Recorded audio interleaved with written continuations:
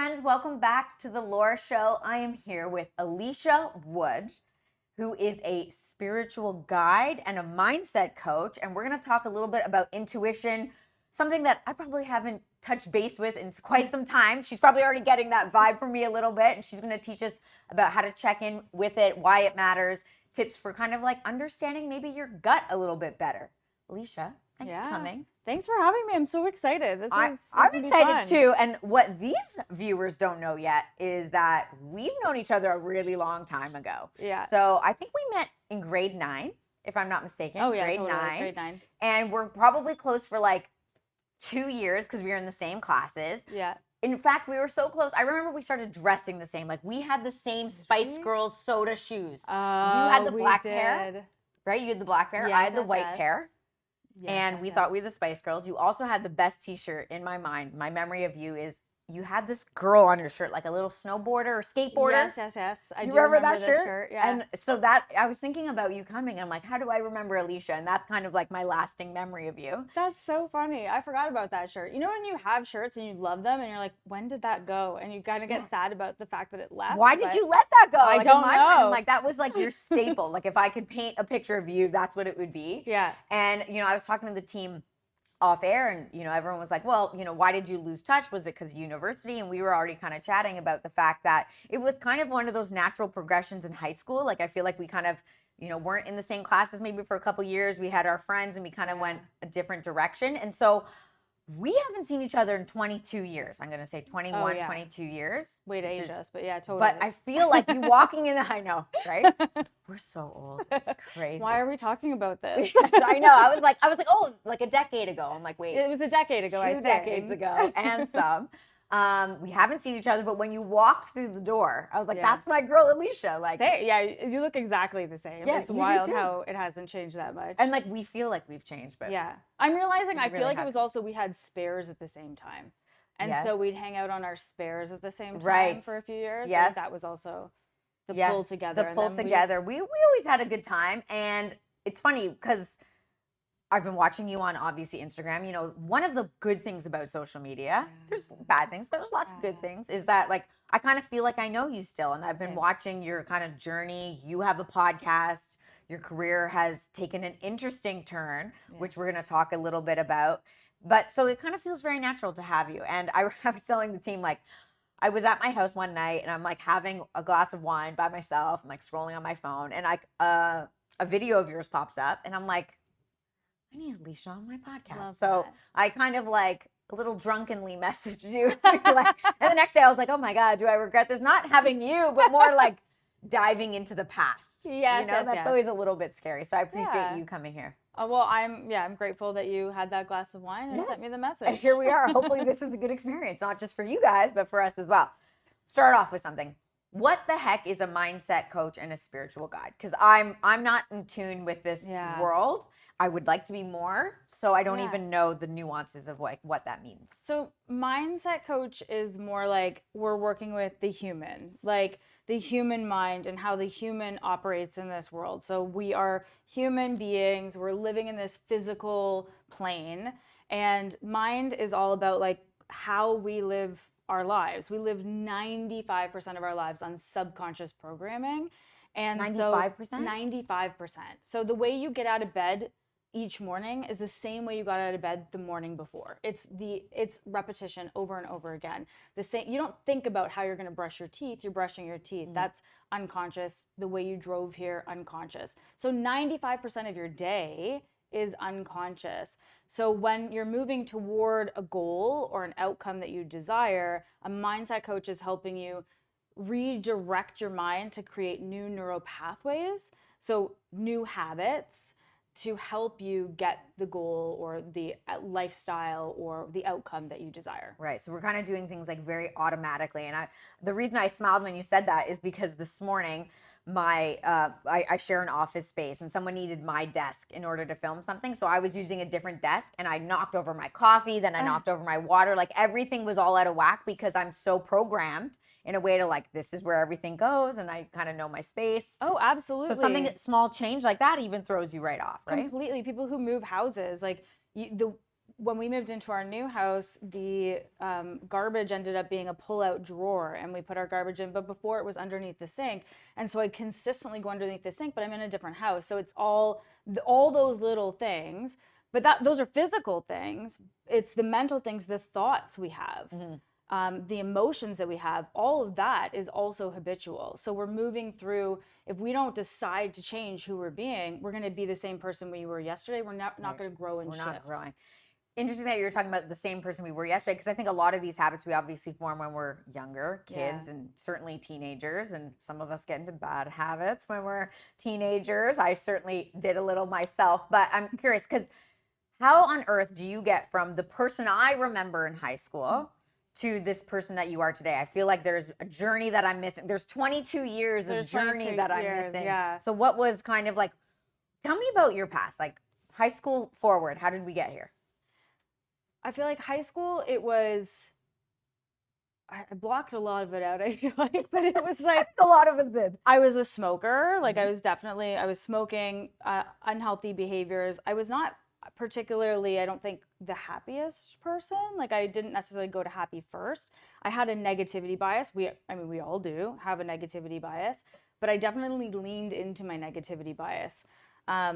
Meaning like I would find the bad in everything. Like I could easily be like, this sucks because, and go to that. And I feel like that carried on. I went into television production for years, worked there. I was still in a negative mindset.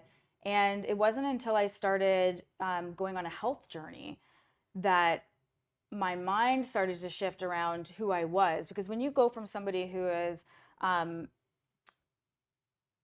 eating unhealthy, engaging in unhealthy activities consistently over and over again, you have to think like a completely different person. So I had to start thinking like a person who was healthy. And so when I started thinking like a person who was healthy, things started to shift in my life. Like I started to enjoy my life more often. I started to see the good versus seeing the bad. I started shifting. And then I got really curious about the mind. So I was like, okay, I'm on this health journey. I'm all into the body. Then I was like, what's this about? I just go down rabbit holes. It's like another drug, but this one a positive drug, yeah. right? Oh, absolutely. I'm curious. A lot of these things, like, people, and I'm not sitting here to like blame the parents, but like, what was it you think that made you kind of drawn to a more negativity bias, like that you could see the negativity at woe is me, I imagine a little bit, I'm not sure, but like, was that from you as a kid? Did that kind of happen in high school? I think it was a lot of the people around me as I was growing up. And that's the way that all of us are forming these habits. They're typically forming from the time we're 0 to 6. And then they're just kind of locked in unless we decide to change them. So it was definitely me absorbing from people around me and seeing that as that's being modeled to me. Therefore, that's the way that I'm going to behave. Through no fault of anybody else's. I will consistently say that. It's like, that's not their fault. I get to work on me, and that's my opportunity. Right. How, you said I started my health journey. Was there a big catalyst? Like, I'm curious because, you don't just like say one day, oh, I love all these negative activities that I'm engaging in that aren't good for me, or like my mindset, to, oh my gosh, I'm so curious about this new path. Like, what was the kind of thing that made you go down that road? Yeah, I think I got to like a rock bottom in terms of my self-love. I got to a place where I really didn't like myself, and I realized I really didn't like myself. I think that was, I don't think I could put it in those words, but I'd look in the mirror and not like the body I was in. And so at that point, it was like, I have to make a shift. And it was a split-second decision of like, I'm joining this program to start eating healthier. And then from there, it just started snowballing. Then I would join a gym, and then it just kind of started to, it slowly expanded rather than me kind of going, I have to do it all. But there was a catalyst of, I don't like what I'm seeing in the mirror. And that made you think, I need help? Like, I'm just kind of curious because, a lot of us don't look in the mirror and like, are like, yay, that's a perfect human being staring back at us. Hopefully we say, I love you, and it's, Yeah. I definitely wasn't saying I love you. I was definitely not. looking in the mirror and being like, I would like criticize my body in every single way. I was just really physically uncomfortable, but mentally uncomfortable with how physically uncomfortable I was, if that makes sense. Yes. Was it just the physical part? It was at that time, yeah. 100%. I'm not going to tell you like I decided to go. I wanted to get healthy. No, I wanted to lose weight. Right. And at that time, I wanted to lose weight, but then I started to love the things that I was doing because they were making me feel good. And Exercise makes you feel good. Exercise. Who knew? Yeah, I know. I know. We've only been hearing it like our whole lives. Yeah. Did you take that class, the Power Fit or whatever, the high school like workout class? Definitely not. I was never in any gym class. I skipped as many gym classes as possible. Okay, gotcha. And that's why we were in the same classes. Yeah. Because I definitely took all those classes. But I also with the mindset of I want to be thin. Or I want to look good, not with the mindset of I want to be healthy. I think that's hard for a lot of people at that age. You were always active. I remember that because you were always skiing and stuff. Like you were always very physically active, maybe more through just like the activities you were doing. Yeah. And again, I think my parents in hindsight, like they were like, no, we wanted you to be busy. Like it's good for teenage girls to be busy doing things. Yeah. But it wasn't for me like a conscious thought like oh, I'm going to be active and that's going to make me healthy and happier. Like I wasn't the happiest high school kid either, in all honesty. I just maybe I never feel like I hit really a rock bottom. I think I just started engaging in healthier. I went to school for health and nutrition, so like that also kind of helped. But I went into that program thinking like I'm going to learn how to be skinny. Like talk about eating disorders. Yeah. But you kind of then also learn how to be healthy, right? Yes. And a lot of that is psychology and stuff. Okay, so interesting. So you started this journey. You started with, was it going to the gym first? And then that was a big body transformation? It was food, and then I started going to like the odd class. I would be the person outside. I'd go to a boxing class, and then as soon as I'd walk outside, I'd light a smoke. And so I'd be outside of the class still smoking. So it wasn't like it wasn't obviously all at once. It was a very slow transition, but it was food first. Then I started getting into the fitness, and then I became pretty obsessed with the fitness. What was the response, I almost want to say, from like the people in your life? Because I do find when people start to grow, change, makes other people feel uncomfortable. Maybe it's a mirror on them and how they feel about themselves. Yeah. Did you kind of have that struggle where people tried to pull you back into like the negativity that you were trying to release yourself from? Yeah, a little bit. And I think it's also, it can be environmental how we change. Like oftentimes people will shift, but they won't shift in certain environments. So when you're put back with, say, your immediate family, you might start reverting back to a way you used to behave when you were a teenager. And when you're back with another group, you might shift to be in that way. So I feel like there was a lot of like, oh, just eat this. You don't need to, you're already skinny enough. Like those types of comments would happen. And I was actually pretty good, I think, at blocking it out, or else it would have probably affected me. I just blocked it out and just was like, this is just how it's going to be. That's pretty strong-willed, actually. One friend who would often say to me, you were way more fun when you were bigger. And I was like, okay, cool. But I'm enjoying things more now. Yes. But that's so true. It's like when people say like, I want to stop drinking. And then it's like, oh, like what was that Friends episode? It's like Fun Bob. I think it was Fun Bob. It's like, oh, we like Fun Bob because he was drinking, but like Fun Bob was drinking to heal himself in not a productive way, right? So it's something like people who are heavier, it's like, let's go and get pizza. And like people like to engage in bad behaviors or unhealthy behaviors. Not that pizza's unhealthy, but like together as a group, we all kind of want to, it's the crabs in the bucket a little bit. Yeah. Well, you also want, like, misery loves company, right? So you don't want to be the only one that's doing something unhealthy. You want support in that unhealthiness. And of course, like, I mean, I definitely still do things that are unhealthy. I do it in moderation, and I'm doing it not as a way to escape. So quick tip, I guess, for everybody who's watching, who's like, look, I'm at my rock bottom. I feel like I need to make a change. What would your suggestion be? Actually, I'll just throw it out to you. What? I think it's like figuring out what you actually want. Like for me, I don't think that weight release was the thing that I actually wanted at the time. I wasn't in the mindset place to know that at that point. What I actually wanted was to feel good about myself, and I wanted to enjoy my life more, and I wanted to be happier, but I didn't know, like I wanted to love me, and I thought the only way to love me was to release weight, and that's just not true. I could have learned how to love me exactly as I was. I probably would have released weight naturally, but so I think it's more, what do you, like, if you want something or you think, you know what, I'm at rock bottom, but I want to get somewhere, I don't want to be here anymore. It's starting to think, well, why don't you want to be here? What do you want instead? And when you start to figure out what you want instead, then you can start to figure out how it might look to get there, what you would need to think to get there. And just taking those kind of like small incremental steps. Like tomorrow is a new day. So let's just start with making one change. And it might just be right? saying, I love you in the mirror. That might be the only thing you change. If it was me going back, I would have gone back and been like, I love you. Okay. You look beautiful. Oh, I just started that like this week. Amazing. I was like, I should start saying I love you to myself in the mirror. And it's hard.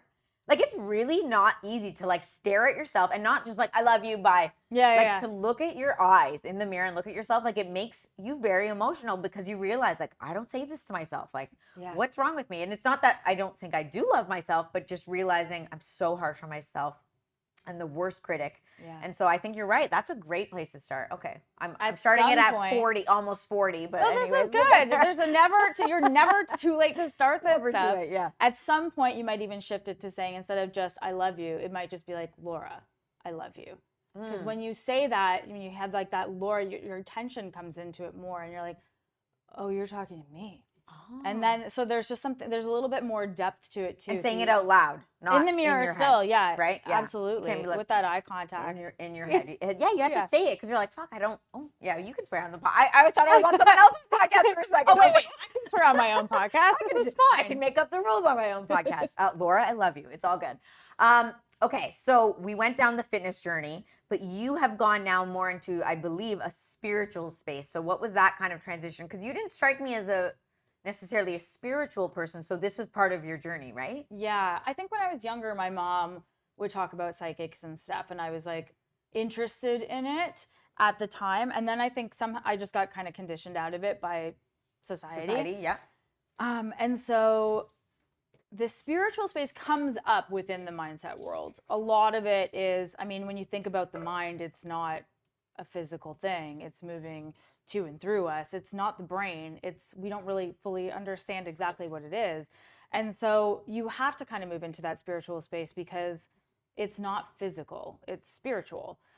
So that was the beginning of it. And then I saw this, a mentor of mine, Dee Monty, she did a presentation and I was just like, this woman is nuts. And I tell her this all the time. She starts talking, she's doing all this stuff. She's talking to spirit. She's making sounds, spirit's moving her. And I'm just like, what is happening here? Like, this is wild. And I just thought she was crazy. And by the end of that presentation she did, I was like, this is 100% real. It only took one presentation to change your whole mind? I was like, there's no way this woman is faking it. I'm 100% in. Like, she is completely the real deal.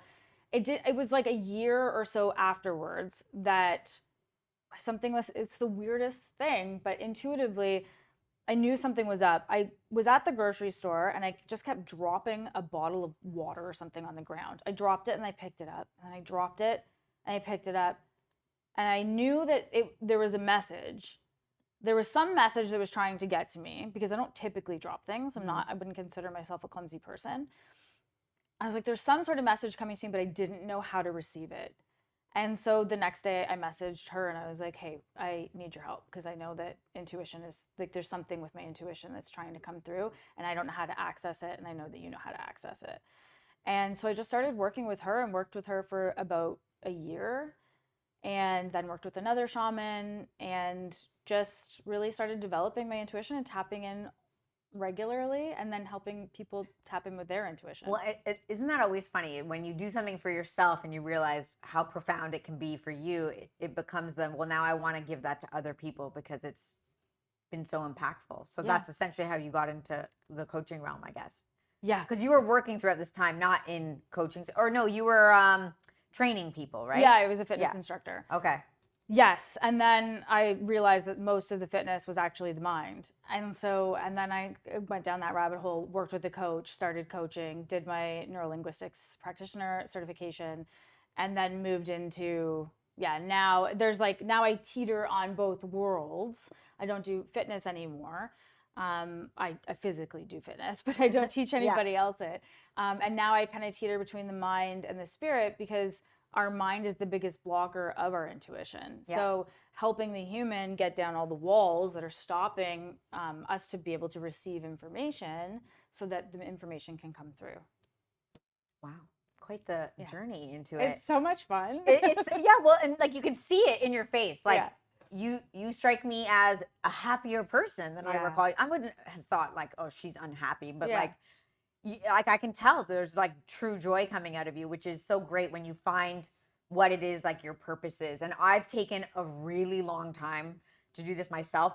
Like you were talking about how most of the journey with fitness is mindset. Well, as a real estate agent, now I coach other real estate agents. That's the majority of it because I tell them what to do, say this, do this, and it's the thing that stops them is more their mind, their thoughts on themselves, their limiting beliefs, resilience, things like that, which really all has to do with the mind. So now I've started to realize, oh, I have to brush up my skills on this to be a better coach to these people, which has led me to say, I actually really like this stuff. Like this resonates with me too. So I feel like I'm kind of going down a much more delayed path than you, but here we are now. No, but I feel like you also had a lot of these, you naturally had these skills. You just didn't realize you were doing them. And so now you're understanding, I think, yourself better so that you can help other people more because you were naturally doing it. And now you're having to pay attention to what you were already doing. I guess that's naturally true. so that you can help other people do it. So one time in my life where I definitely did not pay any attention, no intuition, didn't use my gut, was in high school. I remember meeting with a guidance counselor. I don't know if everyone was forced to, or I just said, I need to meet with a guidance counselor. And I was rummaging through a bin of stuff that I had on the weekend, and I found my report card. Yeah. Which would have been, I'm trying to think, grade 12, which is kind of like the time that you're applying to universities for the fall, or I don't know, I can't remember, like grade 12, grade 13, because we were the last year who had OAC. One of those years, I was thinking about what I want to do with my life, and I met with this guidance counselor, and had she just looked at my report card, it would have been pretty obvious maybe where she could have guided me. I had 90s in English and drama class, and I had low 70s in math and science. Okay. But I remember talking to her. She probably opened it like, well, what do you want for your life? Where do you see your life going? And I was like, well, I just want to be successful. Like, who doesn't want to be successful at 17? I want to be rich. Yeah. I want to have everything that my parents didn't buy for me. And like, my parents did, I had a great life, but you always want more, especially at that age. You don't know shit, right? Yeah. And she was like, well, if you want to be successful, you should go into science. And I see that you're taking like chemistry and all these classes. You should go down that path. So I was like, done. That's what I'm going to do. Yeah. Completely shut myself off to the things that brought me happiness, the courses that I liked the most, and the courses that were easy. I think in my mind, if it was easy, therefore it wasn't valuable to society, versus I might actually just be good at something that other people aren't. That's such a struggle for so many people still. Like, no matter what age they are, they don't really realize that the thing that comes so easily to them does not come so easily to everybody. Yeah. And it is so valuable. To me, it was like, oh, it's breathing. Like, everyone can do this. Yeah. And it's like, I should have listened. More importantly, I shouldn't have put so much weight on the freaking guidance counselor. Yeah. Not a knock to guidance counselors, but this one in particular. And I didn't check in with my gut. I didn't check in with myself. I just said, that's what I want. Quite honestly, I probably thought that was my gut talking.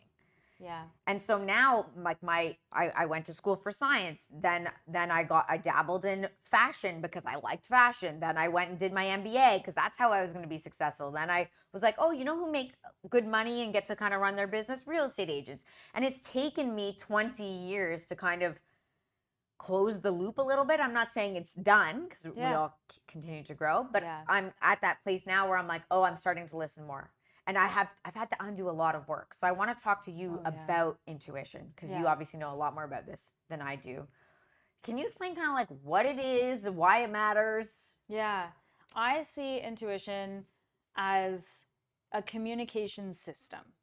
So intuition is like a phone line and I see it as two different phone lines. So there's kind of a phone line to what I would call source. Some people might call the universe, God, like that direct line of communication that might be in the highest good for all. So you might be getting guidance from that source that is going to be good for everybody, not just yourself. Mm-hmm. Some people don't consider that at all intuition. Some people might just call that spirit, and connecting with spirit. So this is my definition. Okay. And then the other line of communication is your own direct line. So that's more of like your line. It might be to source. It might be to your higher self. It might be to your ancestors. It might be to like your dead grandma. Like it might, who knows who Right. it's to. You don't necessarily need to know where the information's coming from, but it's a line of communication from like directly for you and what's best for you and what's in your highest good. Now, the way that it speaks to you is different for everybody. People often say that it's a gut feeling. I very much dismiss that because fear is also a gut feeling. And people get very confused between what's coming through as intuition and what's coming through as fear, because fear can feel like, oh, I shouldn't do that because my gut is telling me I shouldn't do that. And it's true. like, no, that's just fear telling you shouldn't do that. Check in with your intuition. Right. Don't listen to that. Yeah. Part of your gut. That one, that part of like, right. So then how can it be gut? I get it. Okay. Yeah. So then it's like, unless you're very clear, like I always tell people, like, get to know fear, like befriend fear, because the better you know fear, then you can go, oh, that's just fear. And you can just identify it and go, I have a belief that, oh, that's just fear. I'm just going to step through it. Like we can go through this together. So getting to know fear helps you get to know intuition if you've been told and conditioned that it's a gut feeling. But the other thing is you can feel it in your body, like in the rest of your body, your intuition. You can receive messages, meaning like just a knowing. So you might just know something and you don't know how you know it. It wasn't necessarily like you didn't hear like a sentence in your mind or anything like that, but you just know something. And you might hear things like, you might actually hear sentences, you might receive visions, you might receive dreams. Intuition can come to you in, some people will tell you, a certain number of ways. I think it's infinite and we don't fully understand That's it. probably why it's so hard, because people don't know 100%. is everything that's happening to me a message? It could be. It could be. That's tiring. But it could, I'm but exhausted. if you start to believe this is where the human belief comes into it. If you start to believe that you can distinguish the messages, it gets a lot easier. If you have the belief that like that's tiring, then yes, it will be tiring. Oh, okay. Yeah. Right. Yes. So it all comes back to what you believe about it. But when it comes to you first initially playing with intuition, you can start to practice with very simple things, like asking your intuition yes or no questions. And I'll teach you how to get a yes, no if you want to learn that. And you do that with like everything. You just, is it in my highest good to have coffee right now? And you get a yes, no. Is it in my highest good to have tea right now? Yes, no. At some point you might go coffee or tea and you'll feel like a pull to one side. Right. And the more you practice it, the more you build that habit up, and you're just doing it consistently. So a pull to one side, because I've read this. I've read the Jack Canfield Success Principles book, and he talks about feeling this pull and talks about like standing and then saying like, my name is Laura. Like you start with something like that's true. Yeah. Or, right. And then you find like which way is your body pulling. And then that obviously is the yes side. So like there's different ways, I guess, of coming to this, but you're just saying just snap judgment. Yes, no? Well, that's how I was going to say it. I was going to tell you that that exact way, where it's like you'll just ask yourself like, like exactly, say something that you know is true. My name is Alicia, and see what happens. For me, and so if you're listening, watching this, like you can do this at home right now. Just ask yourself, you don't even have to ask, just say the statement of what your name is, and then notice what happens. Because you might feel a pull, you could do this standing and see if you physically move. But you will notice something, and then you can ask yourself if your name is Alicia, and if it's not, then you'll see what that no is. And for me, I feel a pull yes. It's like a magnet that pulls me forward from my chest. Okay. And for a no, it's like, it's almost like there's a somersault of energy that moves backwards within my chest. Okay, so it's a forward backwards. Okay, Yeah. so should we try it with me? Yeah. Okay. Yeah. So Do I just just close my eyes? Yeah, What do I just do here? you can close your eyes and see Okay. if you feel comfortable. You don't have to. Nice. I want to nail this. I see. I go into like perfection mode. Like, let's make sure we get this You right. can't get this. You can't I get can't this screw it up? wrong. Okay. But you also can't get this right. Isn't that easier? Yes. You're like, no, I not struggle at from all. I'm not going to do perfectionism. anything unless I Yes, can get it right. Yes, I know. So, again, a lot of unpacking, right? Like a lot Yeah. of these things that we as human, like we did an improv class with our group last week. That's so fun. And it was so fun, but the instructor came up to me after because I was like, this is going to be so much fun. We're going to act. And like, I love drama classes. Like, this is amazing. And then he came up to me after and he's like, you remind me of myself, like, before I perfected myself, kind of like you remind me of my broken self. And I was like, I thought I was like the best. Like, what are we talking about? And he was like, you're just so like you want to get it right, and you want to like you want to have the answer before anyone else has the answer. And he's like, you can't live in the moment. I can hardly do this right now. My palms are a little sweaty. So this is good. On. You can just even in that one to be able to practice with that because everything is a practice. Is practice getting things wrong in very small situations. Right. Like order the wrong coffee, say the wrong thing. Like on purpose? On purpose, so that you can get comfortable with doing things wrong. My heart's beating. I know. Like legit. And that's fair. And I'm not saying you have to start right away, but it will help you to decondition it and be like, oh, it's actually okay for me to get this wrong. It's okay for me to not do this perfectly. Because there is no perfect. You're never going to get there. Yes. I know, but people think that they can. 100%. You know what I mean? Like I think 100%. my true belief is like when people say there's no perfect, I'm like, there's no perfect for you. Oh, that bless. Oh, that's sweet. so sweet. You think there's no perfect? No, I swear, yeah. Just wait. Now, wait till you see me hit that spot. The good news is I've made so many mistakes. So like I do know it, but I fight against it. And I think that's more the thing. It's like we want to know. I don't want to fight anymore. Like you know when you have your high beams on and somebody's passing you and you forget to turn them off? Even that, I've had to practice with that because I'm a recovering perfectionist as well. Mm-hmm. Being like, oh my gosh, it's okay. It's okay that you left your high beams on. It's like, and just being okay with the fact that I screwed up. And not saying like, you fucking idiot. Yeah, absolutely. Which is what I probably do. Totally. Which also goes to show like, if I'm that harsh on myself, then you become harsh on the people in your circle because you have this expectation of you and how could they, and it really does seep and leak into like all of your relationships. So if you want a happier life, okay, look at me. I'm delaying the inevitable. Trying not to do this. Okay. Yes. Okay, let's go. Okay, so just my name is Laura. Am I saying this? Yeah, say it out louder in your head. My name is Laura. What if nothing happens? That's okay. Something has to be happening, right? Well, it may not. Okay. It might just be a sense of calm. Is my name Laura? Holy shit. My name is Laura.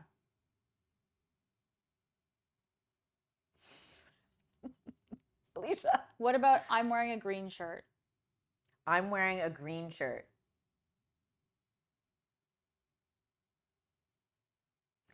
Okay, I can tell you what I'm feeling. Yeah. But it's not a pull. It's like a circular feeling. Yeah.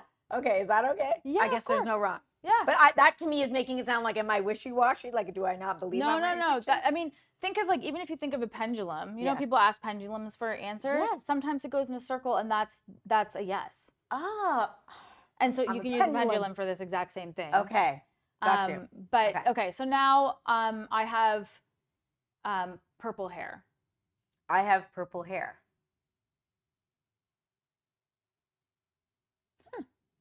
No pendulum. Nothingness, though. Nothingness. Yeah, okay. Nothingness. I would say it's more neutral. Yeah. And so the more you do this, the stronger the feeling will get. Okay. At the beginning, it might feel very faint. You're like, this isn't working. Right. And so the tendency would be just to be like, to give this it up. doesn't work. Yeah. But the more you play with it, even the fact that you can get a yes that's a pendulum, then you can start to go, is it in my highest good to have coffee? And then if it's nothing, then you're like, oh, I didn't get the pendulum. So it's not a yes. Right. So you're so just it's probably easiest to start with really simple. Oh my gosh, like not say like, should I leave my job? None of that stuff. We're not going for the big stuff. Right. Just because you're not in touch with it anyway. No. So how often do you practice something like this until you get a strong signal? Yeah. Days in, days out, months. Get a little bit obsessive with it. Like just ask literally everything, or set an alarm, set a timer on your phone where it's like, for the next hour, I'm going to ask literally everything to my intuition. And then just allow yourself that hour to flow and receive all of those questions. But the easiest time to do it is in the morning, when you typically go and grab your coffee unconsciously and start to ask yourself, like, is it in my I always say highest good, because it's not like, do I want this? Should I have this? It's like, but is it in my highest good to have this right now? Okay, but question. So let's bring pizza back, because I really like pizza. So the nutritionist part of me is like, well, pizza in itself is not bad, but obviously there's better choices than a pizza. Yeah. So if I ask, is it in my highest good to have pizza, isn't my reaction always going to be no? No, not necessarily, because you might meet somebody at that pizza place that gets you 10 times closer to the place that you're aiming to go. It has nothing to do with the pizza. Always has everything to do with pizza. What are we talking about here? Sometimes it will, and sometimes it won't. Like, there's other elements. Like, intuition isn't just about the coffee, it's about the bigger picture of life. Right. Like, what is it was that meant to be? You're getting put in places, in situations, there's synchronicities happening. Like, all of these powerful things happen where people always say you can have these quantum leaps, but if you aren't in touch with your intuition to be able to receive the information to put you in the place to have the quantum leap, how are you going to have that quantum leap? Like, you are going to be envisioning it and it's going to be happening, but you're physically in this human world. And so there's going to be certain things that need to happen. And if you aren't intuitively connected with this opportunity coming to you, because it might be disguised as pizza and it might be disguised as a problem, and you aren't recognizing that it's actually coming to you for a reason, then you're going to skip it. And you're not going to allow yourself these opportunities that you've been asking for consistently. Interesting. I recently read, or I was listening to a podcast, I can't remember, say yes to things with the caveat that you can obviously change your mind. And obviously certain things you probably shouldn't say yes to, but like, if my friends say, hey, like in a month, do you want to like go out for dinner? The answer is yes, but I have the ability to change my mind on the date when it comes. And I think that kind of goes to the like seizing opportunity, because like you really just don't know. And, I was talking shit about the guidance counselor, but at the end of the day, that's the road I took and it was meant to be, right? 100%. So it's this kind of, and I wouldn't call myself a spiritual person. I wouldn't call myself a religious person. Well, maybe a bit of a spiritual person. Because I would say more the universe. I would say more like things like that, like the universe, where it wasn't meant to be, it is meant to be. More just like things happen for a reason. I'm kind of like in that camp. Yeah. But the older I get, and that's trust. Yeah, like you do kind of think, well, I want to tap into it. Maybe because you're also looking at like, not that death is around the corner, hopefully, but what does it mean? How will I look back? What will I say about things? And I think if you can kind of come from a place of like, no, that was the right path for me. All these things led me to hopefully a good place where I am today. Yeah. And when you're at peace also with that, like I'm exactly where I'm meant to be, it's so much easier to see the next opportunity instead of if we're spending all of our energy focusing on the past and going like, oh, that shouldn't have happened. It's taken so long, etc. It's going to just slow down our progress in the future because we're in a everything takes forever mindset. And so we're still going to stay in that energy. But if we start to go, I'm exactly where I'm meant to be, then everything gets lighter as we move forward. It does get lighter. Yeah. Even when you say it in a little moment, you're like, oh, it's supposed to be. Yeah. It doesn't mean it's happy or sad, even though I might not be enjoying it, but it's like, it's meant to be. Yeah. So it kind of takes the weight off of it. I'm curious, when people work with you, like, who are the types of people who come to you, and in what state are they coming to you? Because I'm sure there's people who are watching and are like, do I need help? Can I do this by myself? Should I seek help? What's the normal or the average person who comes to see you? Well, there's a few different ways. One is like, if you're watching and you're like, do I need help? You probably do. Like if you're feeling that pull to it, then it's probably a yes, because that's probably your intuition going, I'm magnetized to this for some reason, and we don't necessarily need to know why, but then you can kind of feel that pull. But typically people are coming to me when they're feeling stuck and they just know they're ready for a change. Sometimes they're coming to me when they're in the middle of a shift or a transition. And sometimes they're just like, I'm curious about this. I want to play with this. This sounds like a fun playground. And they want to jump into maybe the intuition portion of it, the coaching portion of it, which obviously the intuition work does play into it. Mm-hmm. I'm not one person in this area, one person, like the whole me comes to all of it. Right. But typically people will be maybe in a place where they're like, something doesn't feel right. and I want things to be different. I want to be able to move into this new way of, I want to enjoy my life more often. Like I'm not enjoying my life as much as I could. I know I could enjoy it more, and they're typically coming to me then. So what happens? So like we get on a call or a Zoom or I presume, like, is it just, do I come to you with like, here's my problems in my life? Or is it, or you're like, whoa, Laura. You might come to me like that. 10 but I'll steps be like, back. okay. Like, yeah, what does it look like? And I'm really asking this now more selfishly for myself. I'm kind of curious, like, if I was seeking your help, what would that look like? Yeah. So it would look like you coming in and going, okay, well, something feels unsettled. There's obviously something that you want to change, or there's somewhere you want to head. So I'd start to go like, where's that place that you want to get to? Like, what is it that you want to work on? Or it might be like, what's not working? So we can see like, okay, this doesn't work. How would you want it to be instead? I'm helping you like move through your thoughts and clear out the clutter, because there's a lot of clutter, not just in your mind. Not just yes, no, there's a lot in here. in everybody's minds. There's a lot of weeds in this brain, let me tell you. So we're clearing it out and getting like very clear on like, I don't like this. I do like this. And some people don't know what they do like. And that's okay too. Right. So I'm working with a client right now who's like, I don't know. Yeah. I don't know. I just know like I'm feeling really lost, and I don't know what I want to do. I don't know if I want to keep going with this business. I don't know if I want to switch to this business. I don't know. I'm like, cool. Well, let's figure it out. Like, let's start to understand it a little bit more. And sometimes people need help with that, or else they're just going to keep trying to figure it out. Right. They go in circles. And then, so is it a bunch of activities like we just did, like a yes, no? Is it always a yes, no? Yeah, it won't always be a yes, no. It'll get to a different point where you're maybe hearing sentences, you're maybe seeing visions, if you're working on intuition. But when it comes to the coaching, it's like figuring out, well, how does that person think? How does that person feel? How does that person act? What would some of the actions be if they were in that place, and starting to act more like that person and practicing. So even me saying to you, like, practice doing things wrong in situations, or like not perfect in situations that have no meaning, and it's okay to get it wrong. Right. So that you can get comfortable with the idea of not being perfect. Some of it is that, it's deconditioning and doing exercises like, I can't make decisions. A lot of people struggle with that. Yes. So it's like practicing making small decisions. Like so small things, like, what do you want for dinner? My go-to answer is whatever. Yeah. Is that true though? Do you want whatever? No. Yeah. So it's, and it Because then my husband will say something like, I don't want that. You know, no, I don't want that. Yeah. Okay, well, he's like, well, it's not whatever. Yeah. But again, that's it's like, I don't want to be a burden. Yeah. And I think a lot of, I don't know, maybe you can tell me, like, maybe this is biased, but like, I feel like a lot of women, mothers who are conditioned to like put everyone else in front of themselves, like, we teach ourselves out of this, like, I don't even know if I like chocolate or vanilla right now. It's just like whatever's left. Whatever the family didn't want. Yeah, I'll eat the crumbs, right? Yeah. Oh, absolutely. And everybody has their different conditioning. But as women in general, a lot of the women that I work with definitely have that, where it's selfish to do things for themselves. It's selfish to put themselves first.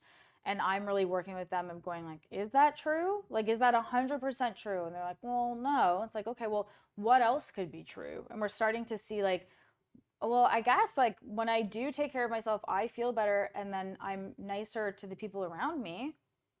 So that's maybe positive, maybe it's not totally selfish for you to put yourself first. And so, I mean, spoiler alert, it's not at all selfish to put yourself first.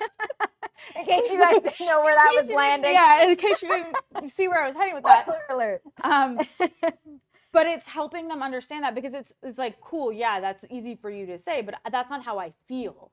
And so it's helping people switch that feeling around. Everybody is so different that I love working with people one-on-one. I do work with people in groups as well, but when I'm working with people one-on-one, I'm really able to like help them specifically with what is their challenge that they might think is silly or stupid or insignificant or whatever. And it's like, no, it's not. It matters to you. It's affecting you. It's affecting your day-to-day. And again, it's that unconscious programming you're just living in that state. Right. And we fight it so often, right? So it's like, well, this bothers me, but it shouldn't bother me. And it's like, okay, but it still bothers you. So it's like, but it shouldn't. So you're kind of like beating yourself up for something at the same time, and like you're really not getting anywhere. I'm curious, like breakthroughs. Like, do people have, I imagine, like pretty monumental breakthroughs? Is there anything that you can share, obviously, without like spilling too much information? Like, Yeah, the first breakthrough that comes to me, it's interesting because it's a little bit different than what we've been talking about, is a financial breakthrough. So I had a client that I was working with who was really struggling with money. Like she was just like, I don't know when she was struggling with money, but she had her property that she lived in, and she had a property that she was renting out, and she had a full-time job that was paying her a healthy salary, and she was thinking about doing some extra stuff, but she was still feeling stress about money. Now, a lot of people can relate to that. A lot of people are in very similar situations where it doesn't matter how much money you have, if you never end up getting your mind on board with you having more than enough, you're never going to feel like you have more than enough. You're always going to feel like you're living in lack. And so I had a coaching call with her, and I just kind of went through all of her. I obviously can't go through the whole coaching call, but the breakthrough was she ended up calling me a week later. We had another call a week later, and she was like, I had this massive breakthrough. I just ended up calling my mortgage broker. I renegotiated my mortgage, and now I have a certain amount of money in my account, and I just feel comfortable because there's a buffer. right. And that was all she needed, was to have that buffer there. She had it. It just looked like bricks. A lot of people don't understand how much money that they have. It just, because it looks like bricks. Right. And so when you start to realize like money is just energy. And so even just in those situations, having somebody go from I'm broke, I don't know what to do, stress, living in a constant state of stress over money, to calm and just being like, it was there all along. Nothing actually So it's changed. not like on the call, you're like, here's what you're going to do. No. You're going to go and renegotiate your mortgage, right? Because No. a lot of people think that's what coaching is. They just want the quick answer. Some coaches will do that. That's not how I do it. Okay. It's very much like you have the answer within you. I'm going to say things, ask questions, and pull things out of you so that you're like, oh. And even for her, that was just call your mortgage broker. That was an intuitive hit. Like that was intuition coming to her with the idea of to call the mortgage broker. But she wouldn't have allowed it in if we hadn't broke down the barriers in the coaching call to allow that insight to come through. Because prior to that coaching call, she would have had that idea come to her and go, I can't do that. It would have been an immediate no, that won't work. Right. Versus maybe that could what work. If? Yeah. Because she was in a different state of mind. Interesting. And it might not come on the call. It comes like after different ways, right? Yeah. It's just like, it just came to me. Yeah. And you're probably thinking, it didn't just come to you. It was all the work that I did. But no. okay. It's definitely not the work that I did. It's definitely the work that they did. Sure. Okay. As we kind of wrap things up, what maybe I didn't touch on something, or what's one kind of lasting maybe tip, advice that you might give to people who are watching? Just pay attention. Pay attention to the thoughts that you're thinking. Pay attention to the words that you're saying. Pay attention. Like awareness is like the strong word that most people are using, but it's just paying attention. A lot of people can't hear their own thoughts, and that's okay. But you might start meditating for like a minute a day, just to like observe, to give yourself a little space for all of that clutter that I talked about to just like calm. I think of like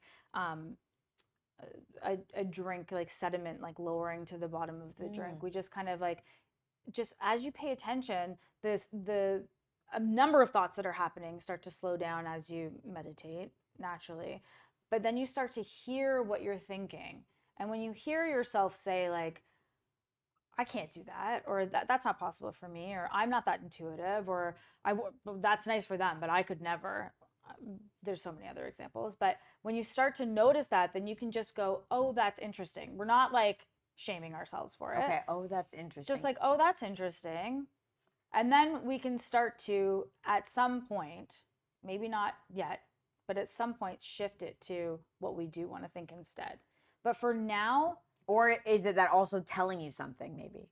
Like, because I feel like I try to meditate in the morning for like 3 minutes, and it's just like, blah, blah, blah, blah, and I'm like, okay, the clouds, let the thoughts, just let them move. And then I'm like, oh, I'm hungry. What am I going to have for breakfast? Okay, thought, let it move. Yeah. But I never think, do the thoughts mean anything? I just think that they're like silly, stupid thoughts, and I can't control my brain, and then I'm kind of mad, like, what's wrong with you? Yeah. So there's so much to Unpack happen. a lot there. There's so much happening there that I don't want to dive into all of it. Yeah. But I think, no, it's good. It's like, when that's so normal. Everybody has that happen. And like, I love that the thoughts are just like, whatever. Like they're not, you can just know. I think what you're noticing is that there's a lot going on in your mind, and that's okay. And just be like, oh, there's a lot.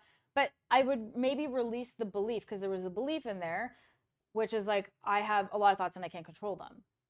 And that, if you just take that one piece of awareness out and go, oh, that's interesting. I think, like, I believe that I have a lot of thoughts in my head and I can't control them. And that's just going to dictate my reality. And so if that wasn't true, what would I believe instead? Wow. And so now you can start to go, oh, I would believe that I have full control over my thoughts. And then that might become an affirmation for you. I love that. I haven't yet caught those things. Yeah. I tried Up until today, Up but until- now yes, I've gotten more and more aware. Oh, okay. So it's all useful. Well, look at that. Yeah. It took me right to the end, but I had my aha moment. You didn't even know. Free therapy over here. I so appreciate you coming and sharing so like excited. what you've been working on. And I feel like this has hopefully opened us up to revitalizing our long lost friendship from the past. I would love that. You know, we can talk about Freddie Prinze Jr. and Ryan Felipe all over again, and who was hotter back in the day. And Yeah, I'm available for that. and you're available. I appreciate it. Thank you so much for being here. And guys, we'll see you next time.